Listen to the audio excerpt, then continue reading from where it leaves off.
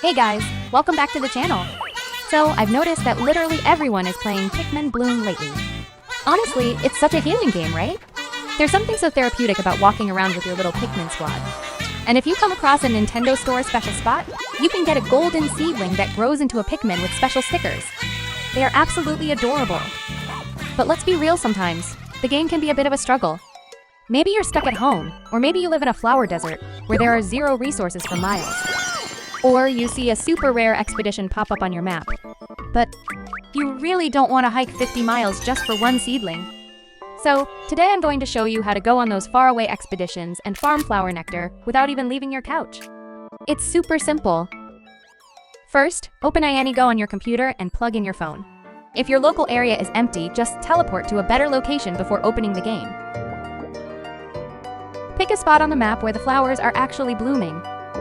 And then you can walk around using the joystick mode or multi-spot movement. Trust me, you'll be getting more resources than ever.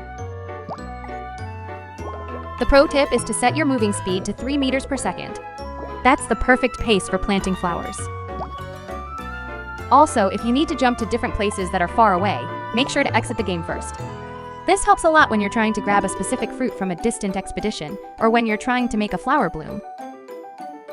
And that's it. No more worrying about running out of petals or missing out on distant items. If this trick helps you out, definitely hit that subscribe button for more Pikmin tips. Thanks for watching, and I'll see you in the next one.